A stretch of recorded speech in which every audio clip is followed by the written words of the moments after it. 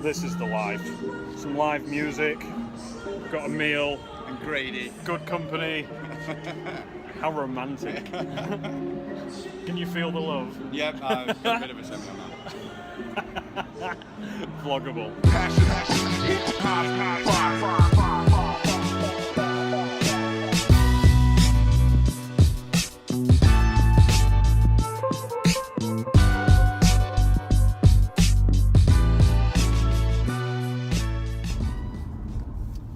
It is Sunday afternoon. I was told this week that I had to try and switch off for a little bit because apparently I've been working too hard, which I don't believe is a thing. And I kind of wanted to talk a little bit about that because I think it's a really touchy subject. And there's so many people out there who will tell you you're doing too much, or tell you, you need to stop, or you need to relax, or you need to turn off. And actually, to some extent, that's not true. And what I mean by that is, you don't need to listen to what other people say. You should know yourself when you need to turn off, or when you need to relax and think about something else. I find it really, really difficult that people always want to tell me to do less, because my goals involve me doing more. If I want to achieve my goals, I've really got to go at it, and I've really got to do as much as I can. And the past 3-4 years, I've been going so full on at things that I actually don't find it easy to switch off anymore. Is it a bad thing if you do everything you can to chase your dreams and to make them become a reality? I don't think so. I really don't think so. But some people would say that it is. You're a workaholic, you need to focus on something else, have some you time. Well, my work is part of me. Even though I'm not working, I've got that going through my mind, and I end up writing things down or recording little voice notes or videos to myself. And I can't not do that. But like I say, it's not a bad thing. Make sure you're rested, make sure you can think clearly, and that you're happy with the volume of work that you're doing. But if it's your dream to do something, fucking do it. Don't listen to other people telling you can't. Just go out there and do it. Anyway, that's my 2 cents. What are you doing, Jimmy? Getting chocolate out of my teeth. What are you preparing to do? Make the second sample for the dry exfoliant. Using some fun ingredients. Woo! And just explain this. I'm going to try and film a bit of it. Time lapse and film. Getting I creative. don't know why I use the heavy tripod for my phone and not the camera down. I've got to say, you've got a proper industrial tripod there with your phone on, and the Gorilla Pod just on the side there Yep. that you've left. My phone's more valuable than my camera. Apparently so.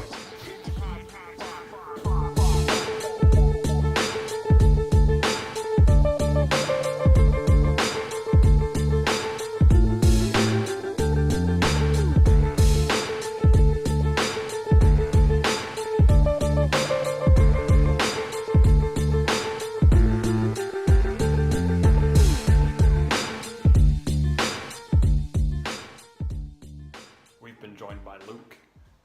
Wave, Luke. Luke's gonna pick up where Jimmy has let us down, because we've got to go do some presentations in Slovenia next month, where we'll be demonstrating the brand and the products. And from the Barber side, it would usually be Mr. Jimmy Cutthroat who does it. However, he's decided that being around to see his son born is more important than coming to Slovenia with me. So as a result, we've had to find someone else, which is Mr. Luke. So we're going to try and organise this. We don't really know what's happening. We know that we're talking while we're out there, but we don't really know anything else about what we're doing. So that's going to be exciting. And I don't think we'll find out, by the sounds of it, until about 2 days before, which will be fun. Okay, I wanted to talk to you a little bit about product development, because that's something that a lot of you have been asking me about. Now it's very difficult for me to go into a lot of detail about that because of the secrecy involved in launching a new product. Obviously, anything I say on the vlog you guys will see, and that will be before we launch our actual products, and sometimes that can detriment the brand. However, I have got some elements that I can talk about, and I will talk about now. Design's a huge part of what we do. As you guys know, with Apothecary 7 in particular, the design is a massive, massive thing. Behind me, we've got the Apothecary iconic door. We've got the Pantones and the colours that we use for our different products. Obviously, we've got the oversized stamp on the top of our box, the swirls and the patterns on the front. Everything that we do, there's a lot of design effort that goes into it. And we're developing a candle which will be to showcase the fragrances that we do. This will fall under our oddities range. So oddities are kind of like accessories for us. They're a little bit quirky, a little bit different, but it's just things that will enhance the brand overall. So our oddities section, like every other section, has to have some kind of design and colour that ties into that section. So as you guys know, green is beard care. We've got cream, which is for the shave range. We've got brown for the hairstyling, and then we've got blue for when we're launching skincare. Oddities, we're struggling a bit, and I wanted something that was pretty versatile in terms of what it looked like. And we've actually mocked up a design ourselves for the candle. Now, kind of like this. Ignore the blank space at the bottom, that'll be where the product name goes. So this is just a printout that we've made. The issue is that despite this pattern being our pattern, it doesn't look like us. I'm going to say Laura Ashley style design. So this is a huge part. The first thing that you're going to see with a product is what it looks like, not how it performs, not how it smells, not anything else. You're going to see it on a shelf before anything else, and that means we really have to get the design right. But because our design doesn't actually work for this product, we've really got to go back to the drawing board and work out how we can design something different but then still keep it as part of the brand. And that is a huge, huge undertaking. I really don't know how we're going to do that. It's the only thing holding us back, and we've been working on it for some time now, and I'm not going to launch it until we get that right. So I'm hoping that in the next week we can manage to finish the design off, get the labels printed and get this out there. So yeah, a bit of a toughie. So with our visitors, we like to do a little photo that gets put on the pin board each time. And since this is Luke's first time, inspiration. We've taken a photo. How's the photo looking? Let's show. Look like a convict. It looks like a convict. It's not too bad actually. But we've got our little photo wall here. And then I don't know if you guys can see, but everybody kind of writes something on their photo. Luke's been stood here for about 10 minutes trying to think what he can. Some people just put their Instagram name. Others put weird little phrases. I feel like I want to put a weird little phrase, but you can do. There's lots of weird little phrases. Mind, and we've got everyone from Simon Shaw, who's autographed his. You barbers out there will know who he is.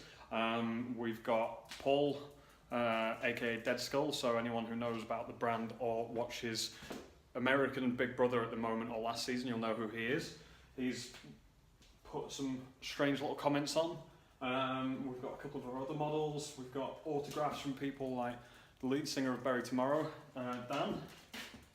Some of our models put in their Instagram tags, or some people like Mr. Zach Herdman, who stayed at my house, blocked the toilet, and wrote the toilet blocker on his. And if you guys don't believe me, you can come with me and see. Where is he? Where is it? The toilet blocker. It's a bit faint, but it happened.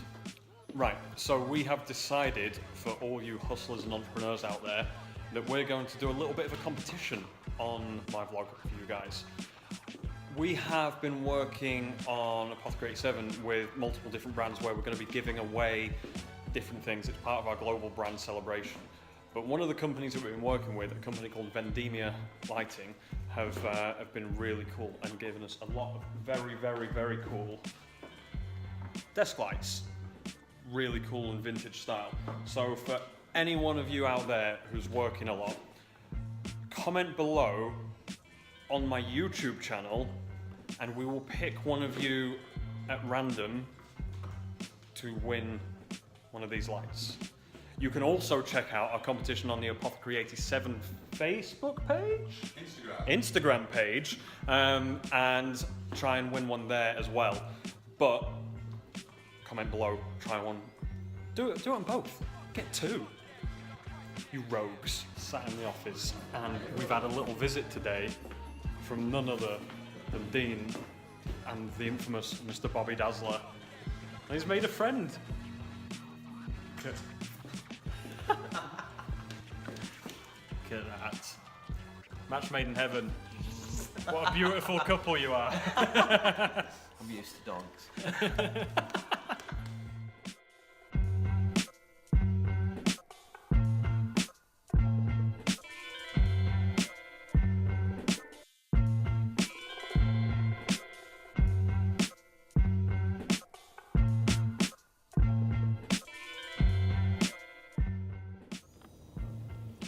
So this journey down to London usually takes about 3.5 to 4 hours, and it is one of the best and worst things for me to do, because when I'm driving it's one of my most creative times where I get the chance to really think about things and come up with lots of ideas and plans and concepts. However, it's also terrible because it's one of the only times I can't start doing any of it or writing it down. I think it's important though to do things that do allow you to think, even if like me, you can't keep track of it always. And one of the things Grady's been doing, who's holding the camera for me now, hey Grady, that's his thumb, has been writing some of that down and emailing it to me so that I can sort out things when I'm back in the office. I haven't emailed it yet. I can't check my email, so I wouldn't know. But the thing where you can be most creative and you can be with your mind in the best way is something that you should do more of. So we've just arrived in London, in the car park, and I'm on a nature hunt. And I've spotted the lesser spotted Sam W. Martin. I'm not getting changed. He's shedding his skin.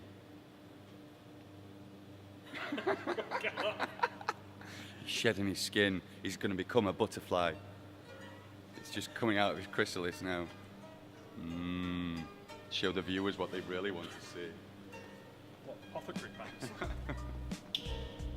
So we're a little bit early, so we're going to be walking through to the event, taking a bit of extra time, and then probably finding somewhere to hang out and grab a coffee. Taking a little detour through Hyde Park to extend the journey, and Mr. Liam D. Grady only knows how to walk 200 miles an hour. Like we're going to be late for something. I had a poor childhood. You had to run for your dinner. And yet he's not getting any dinner tonight. So yeah, I'm playing keep up with him, and then we'll get there really early and have nothing to do for a little bit. Yay. So we arrived at the event. We decided that we'd try not to be early. And now we're stood in a queue. We're not very important. We're not important enough to skip the queue. So we're just going to stand outside and wait in the line. And in good time we'll be allowed in to have fun in moderation. We are officially at the event. Grady has his juice. Belvedere behind us, putting on a fancy schmancy bar, I don't know if you can see. And then if you go that way through the dark tunnels, you end up in the main store at Wolf and Badger, where they're doing loads of promotions and showing off all their fine goods.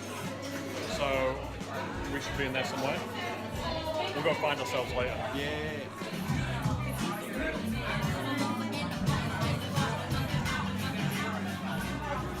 So we've just left the Wolf and Badger event. It was actually quite a nice event because there were a lot of people there. They got great attendance. unfortunately for me, the one thing that seems to be lacking at all these events is any encouragement for the attendees and the people from the brand to communicate and intermingle and talk to each other. And that seems to be a regular occurrence at a lot of events I've been to recently, especially ones where the end goal is creating a conversation somewhere. Building relationships. If Yeah. if you don't know who you're going to be communicating with, you're taking a stab in the dark of who you're actually going to speak to, which isn't such a bad thing, Yeah. but there's no encouragement Yeah. to do so. So I really think that there's a big kind of gap in the market for anyone who's putting an event on to come up with something other than putting a bar in a room and inviting some people. Tonight was good, don't get me wrong, I enjoyed it, I met some nice people, but I really think there could have been something much more special if they'd have just focused on a way to get people who are quite timid when it comes to talking to each other to actually communicate and talk about what they do and why they're there. That would have been an amazing event. As it stands, it was a great event. This is the live. Some live music, got a meal, And Grady. good company. How romantic. Can you feel the love? Yep, I'm a bit of a seminar. Vloggable.